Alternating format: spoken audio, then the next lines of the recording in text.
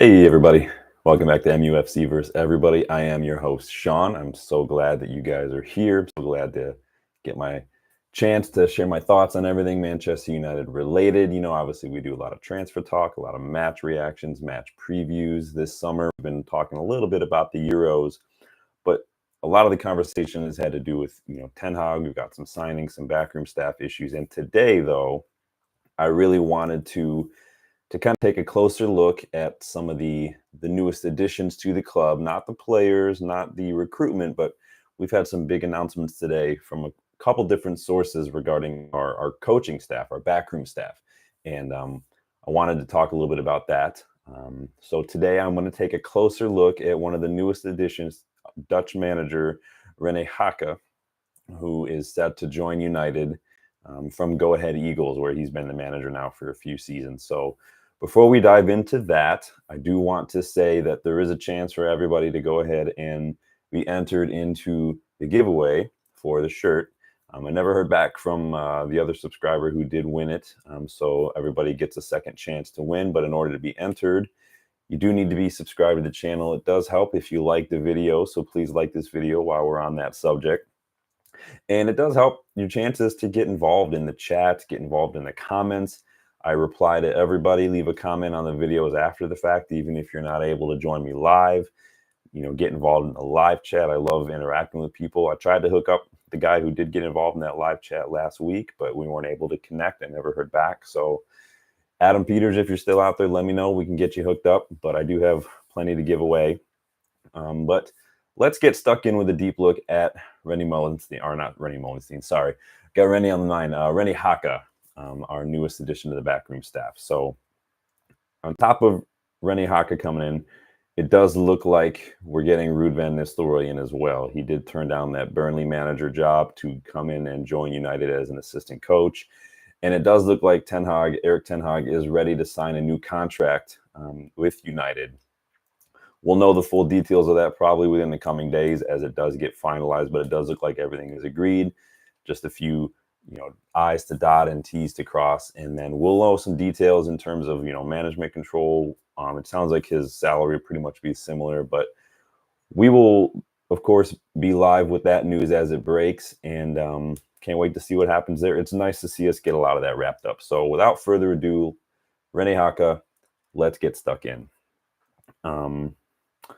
So in addition to Ruud van Nistelrooy, so Fabrizio Romano reported today that United have added Rene Hake to the coaching staff. He's currently the manager, or he was currently the manager of a Dutch side, Go Ahead Eagles. Probably one of the coolest names for a club, by the way. I know that's kind of 50-50 on how people feel about that, but it's interesting, the kind of things that people call clubs. Usually it's like, such and such FC, AFC this, Go Ahead Eagles. It's pretty interesting. The Dutch have some fun names, Grasshopper Club, I think, out in the Swiss League. There's a club in the Midwest Premier League over here called Liquid Football. Very interesting. They have a really cool badge, though, too. Go look them up, Liquid Football. But if you're going to support a Midwest Premier League club, it's Livonia City FC for the win, up the Wheats. So anyway, back to Rene Hake.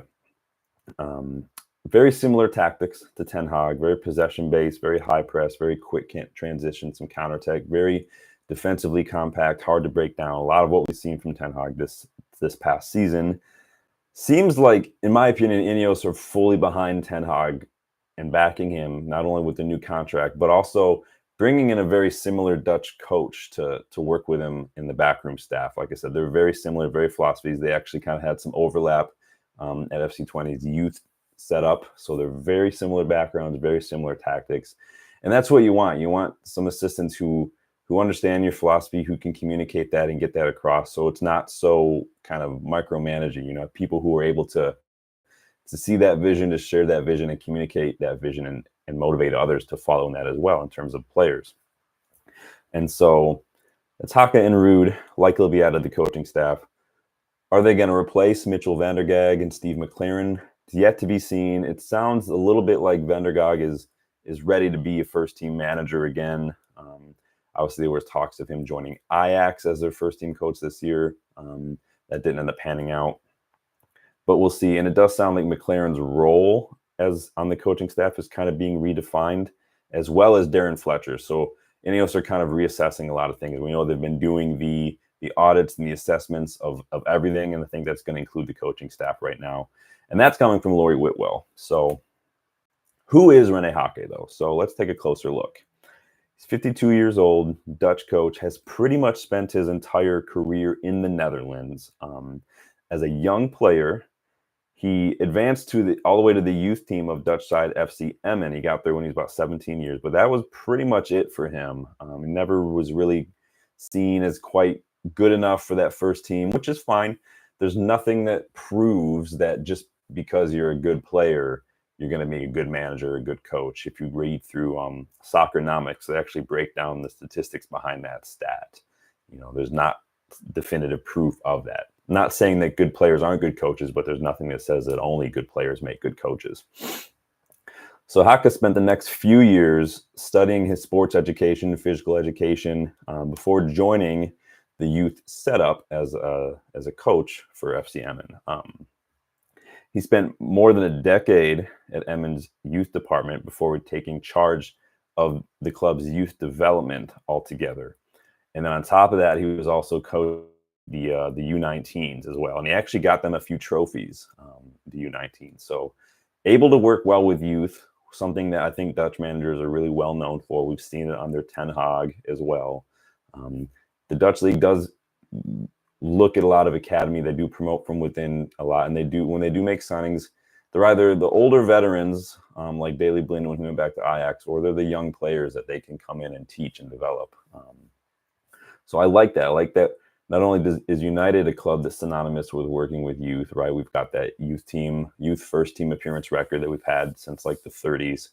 But we've seen it from Ten Hag, promoting guys like Garnacho, Kobe Mainu. Kambwala's gotten some looks. It looks like Collier is ready to kind of get some looks in, and I like that.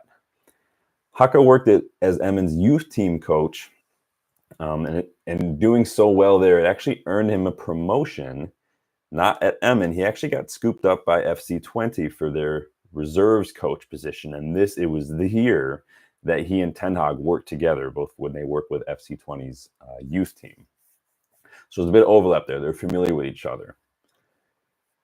After gaining a little bit of experience at that higher level, though, Hake caught the eye of his former club, FC Emmen, and then after a shaky start to the season, FC Emmen kind of sacked their, and they appointed Hake as their first team coach, and that was back in 2010. So he's gaining experience. It sounds like he's a patient guy. He knows how things work, and he sounds like he values the importance of gaining experience over just taking a big job right away. And that's good. It shows discernment, it shows patience, shows maturity, and we like that. After he was appointed at FC Emmen, they actually went on a 9-game unbeaten run when he came in. So whether that's new manager bounce or whatever you want to call it, it's funny how people like to throw out new manager bounce, like when Ollie came in and won all those matches. But Ange Postecoglou, it was Ange Ball. It was not new manager bounce. But we all saw how that ended. Unfortunately for Hake, though, he was sacked in April 2012. FC Emmen actually finished that season bottom of the Eredivisie table. So after a bright start, following season, it didn't really go that well. Then he went and spent time as an assistant coach at PEC Zwolle, where he worked under Ron Jans and helped the manager guide the club to the KNVB Cup in their first season. So he was a part of that very successful season for Zwolle under Ron Jans. A few years later, Hake returned to FC Twente as an assistant coach, and then he was actually made interim coach at the start of the 2015-2016 season. He was just kind of like Ollie at United. He was made permanent, and he actually improved FC Twente a lot in his second season in charge. He went from guiding them to 13th the first season when he took over the interim. Then he improved so much he got them to 7th in his second season. So a huge jump from what he did in his first season at FC Twente. So very big deal. The next season, the following season, so that was the 2017-2018 season, FC Twente actually lost 6 out of their first 8 matches, and Hake got sacked as a result. And so it's kind of like this up and down. I mean, and that's life for a lot of managers. I know it sounds like I'm kind of just being positive because he's going to be United coach. It's just, I'm just breaking down the history right now and showing just the normality of ups and downs, and that's the way it is sometimes. It didn't look too good for Hake after that, though. And see, I'm balancing it out. He went to a club called SC Camber, again, another Dutch club, where he spent only a year and a half. He was only signed on the year and a half contract, so it wasn't, it was kind of seen as an emergency kind of interim basis, but it was a year and a half. And they just didn't take up the permanent option to make anything long-term after that. After this contract wasn't renewed at Camber, he was appointed head coach of Utrecht's reserve side, and then was appointed first-team coach in 2020, the head coach, when Van der Brom was sacked. And so he ended up spending a few seasons at FC Utrecht's head coach before another string of bad results saw him dismissed in March 2022. So it seems like he's a guy who starts very strong, and then whether it's the club backing and whether it's a new manager bounce, whether it's just sustainability, longevity in terms of tactics and adapting and going for the long haul, who knows? But it doesn't sound like he's been at any club for longer than a couple of years tops. So then a few months after that, so after March 2022, a few months later, he was actually announced as the new head manager of Go Ahead Eagles, or new head coach, they call it. And that's where he's been ever since, basically. His first season with Go Ahead Eagles was relatively successful by their terms. The club did finish 11th, but they were well clear of relegation, and it was better than they finished the year prior before he arrived.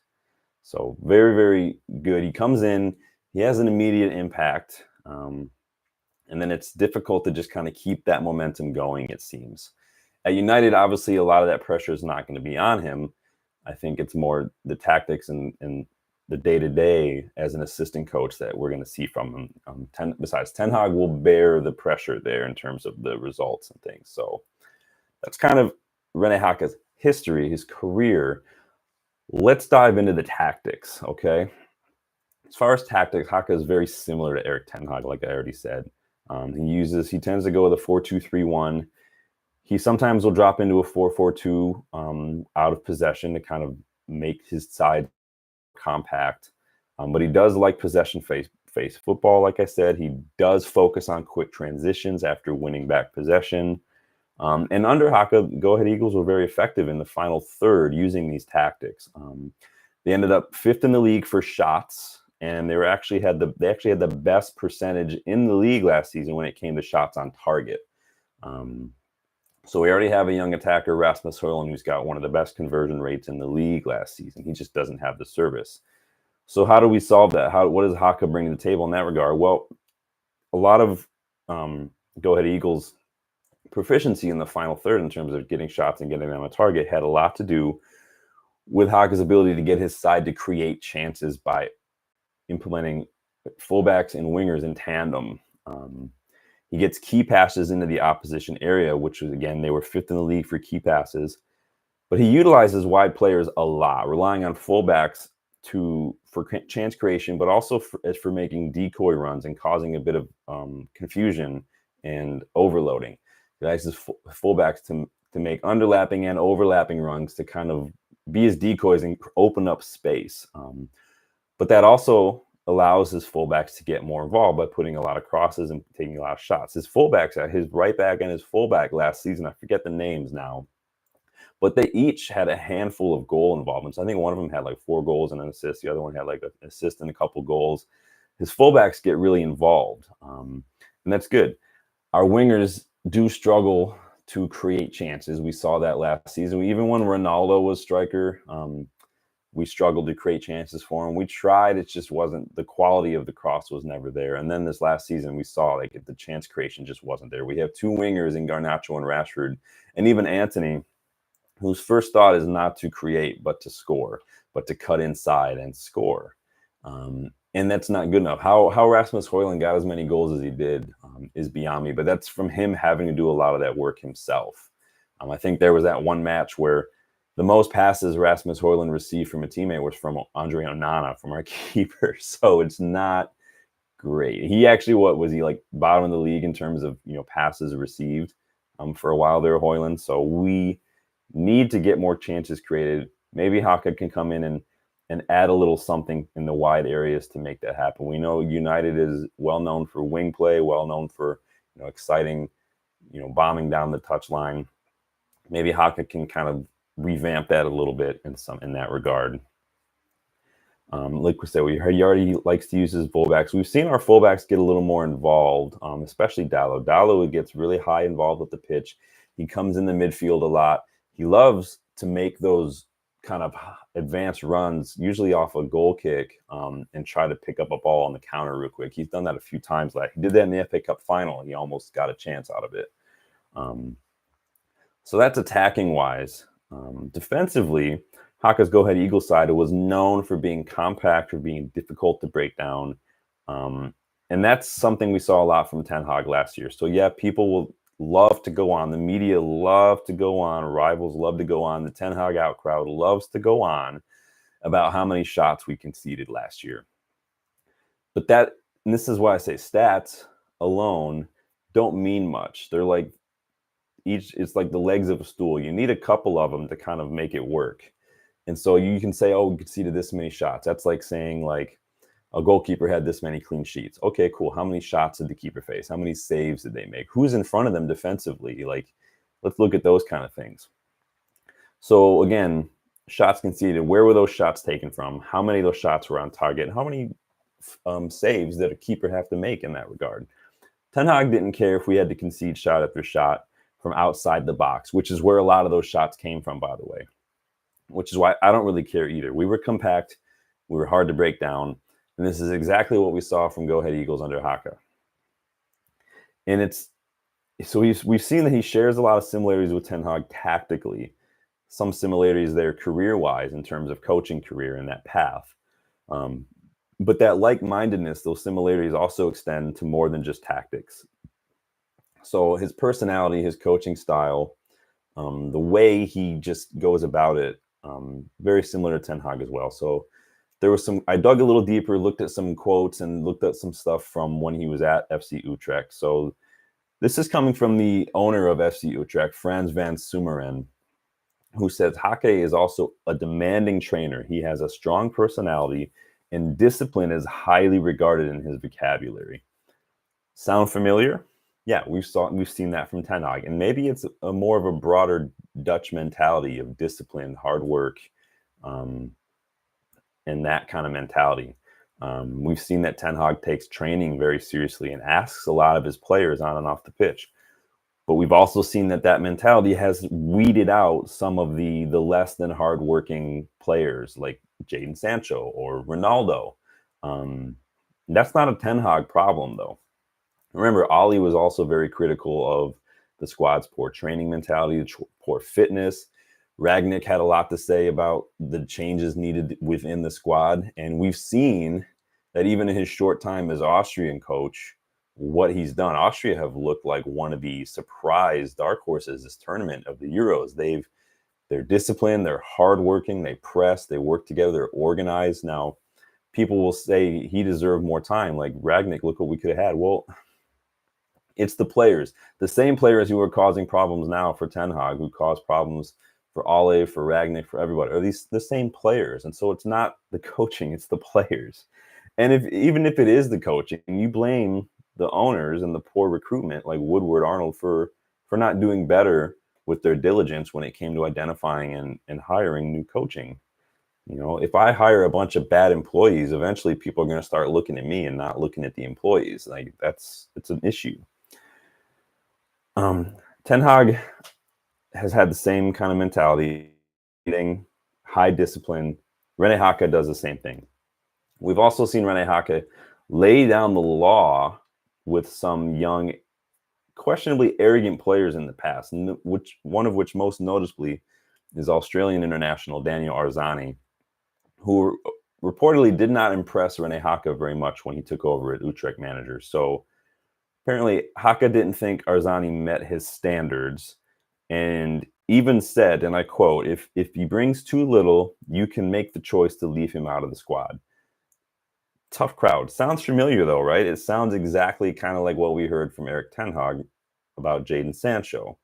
If you don't show up, if you bring too little, if you're not motivated, you don't work hard even in training, then the coach is well within his right to drop you from the squad, drop you from the starting 11, drop you from the matchday squad altogether. You know, Fergie used to look at personality before anything else. You have to have the right mentality, the right personality. I've heard it said from many coaches, the players pick the team. I think Stephen Housen says it all the time because obviously he is the manager of Stratford Paddock FC. He's in charge of Stratford Paddock, the fan channel.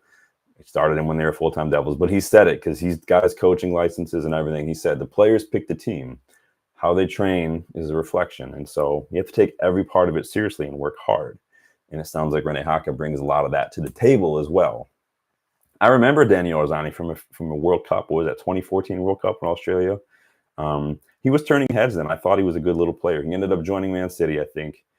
Spent a lot of time on loan, but he did have a reputation for being a bit arrogant, for being very confident in himself, which isn't bad, but at the same time, arrogance is fine, but without the performance to back it up, it doesn't really matter how highly you rate yourself, how self-confident you are, how much you back yourself. If you can't back it up on the pitch, what does it matter? You just look like an idiot.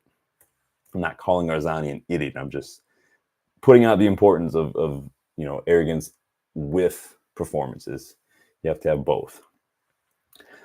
So that brings us to the big announcement that Rene Hake said to join Manchester United's backroom staff. According to Dutch outlet Voetbal International, Hake has a release clause in his contract with Go Ahead Eagles, making this appointment a bit more straightforward than what we've seen with some of our other appointments. Dan Ashworth. We're not going to an arbitrator. We're not haggling with anybody. Nobody's going on gardening leave. This is, we want him. He's got a release clause. Let's get it done kind of a situation. And like I said earlier, in addition to Rene Hake, Fabrizio Romano has also just confirmed within the last hour or so that Ruud van Nistelrooy is in fact joining United's backroom staff as well as coach. He was approached by Burnley to take over after Vincent Kompany got them relegated and then was appointed Bayern Munich manager because that's what happens now. But he did sound like Van Nistelrooy wants to return to United, would rather be our assistant coach than be a manager elsewhere. I think that being an assistant coach at United is a better stepping stone to something else than being Burnley manager. But Vincent Kompany just joined Bayern Munich, so maybe I'm just full of shit. I don't know. But it looks like United's backroom staff is getting stronger. Again, let's see what happens with Mitchell van der Gag. Let's see what happens with Steve McLaren. But I do like what I see so far. Ineos clearly have seen that we've been lacking as far as some of the behind-the-scenes staff is concerned. They're doing what they can to remedy that. We're getting recruitment. We got Barada, we got Wilcox, we got Ashworth maybe coming in sometime.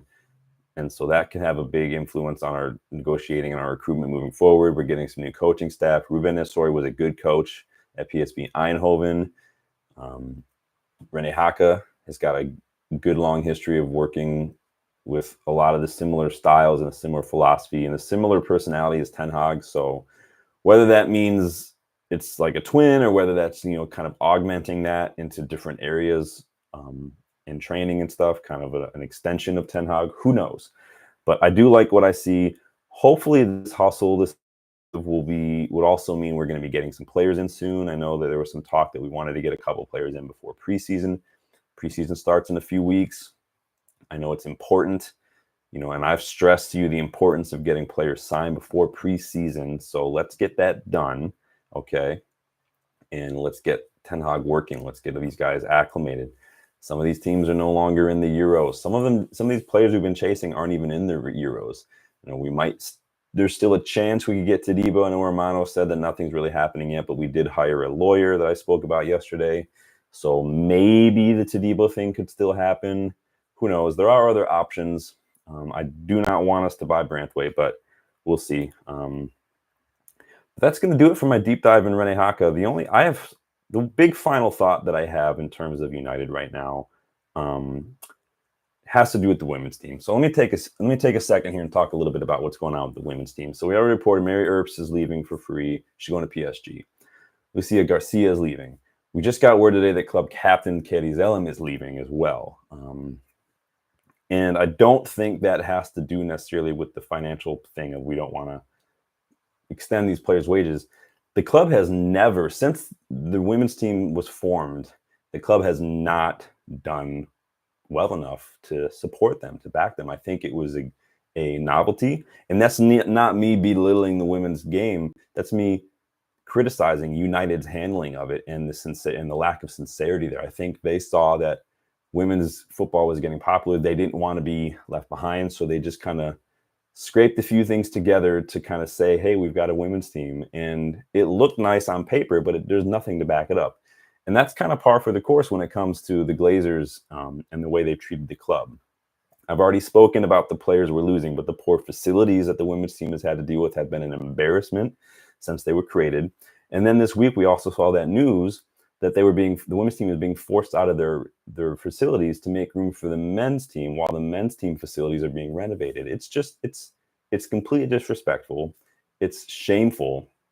And I'm surprised that there's not a bigger outcry from it.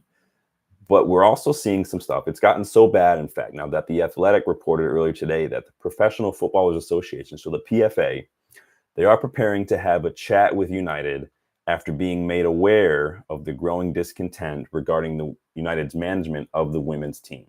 So it sounds like a lot of these women are leaving, and they're not, because we saw some good players. Kristen Press was here, Tobin Heath was here. We saw a lot of these players come and go quietly, but you always got the impression that something was going on. We saw reports a few years back that the women's team, the players would have to walk far to go to like porta potties, to go to the restroom and stuff, because their facilities were just crap.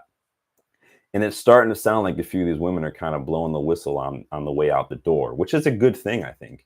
I have nothing wrong with the club being held accountable for its failures in this regard. So we'll see what happens with the PFA and what's been going on with the women's team. It is such a shame that we're seeing some of these players walk out the door, and I don't think it has anything to do with United not wanting to pay wages. I think the women are just tired of dealing with United's poor treatment that they've received. And literally, you could close your eyes, throw a rock, and probably hit a better, more well-run women's club anywhere in the world. So best of luck, Mary Earps. Best of luck, Lucy Garcia. Best of luck, Katie Zellum. United, when it comes to the women's team, do better, because you've been shit so far. That's all I'm going to say on that. I will wrap up today. I said earlier that we do have a second chance at that giveaway. So if you want to be entered to win this is a pre-match top from earlier last season, size medium men, just the black one. I'll show you a photo of what it looks like real quick. So that is what it looks like. Brand new, still in the paper. I'm just not going to open it to show you. I can show you a picture here. If you want to be entered, hit the like button, please. Subscribe to the channel. Share it if you want to help the community grow. The more the community grows, the happier I am, and the more I want to show my appreciation for you guys by doing some more of these giveaways. But the only way I can tell if that's something you guys are interested in is if you're liking the video, subscribing to the channel, leave a comment, get involved in the live chats when you see we're going live. Let me know your thoughts. Let me know if you think I'm full of shit. Let me know if you think I'm bang on. Anyway, let me know. But we'll wrap up that giveaway probably early next week. To be entered, like I said, like the video, subscribe. It always helps the chances if you get involved in the comments and the chats. But that is going to do it for me today, guys. Taking a closer look at Rene Hake. Who is he? What does he bring to the table? And I'd like to hear your thoughts. Are you excited? Do you like this appointment? Do you think it's just another Ten Hag, familiar face from his past that he knows and trusts, like some of the players? He's worked with Steve McLaren. He's worked with Mitchell van der Gag. There's nothing wrong with that necessarily if they're the right person for the job. But we'll see. It's like signing players. You only know if they're the right person for the job if it works out. No one ever knows right off the bat. We could sign Frankie de Jong tomorrow and he can come to the Premier League and completely flop. Who knows? I don't think it's going to happen, but I'm just saying you never know. So the proof of the pudding is in the eating. Let's see what happens. Let me know your thoughts on Rene Hake. Let me know your thoughts on the women's team comments. Like the video, subscribe to the channel. Go follow me on Twitter, MUFC versus everybody. And don't forget to get involved if you want to be entered in these giveaways. I like to see that subscription number grow. So make me smile and put that up. So I will see you guys on the next one, though. Thank you so much. Talk to you later.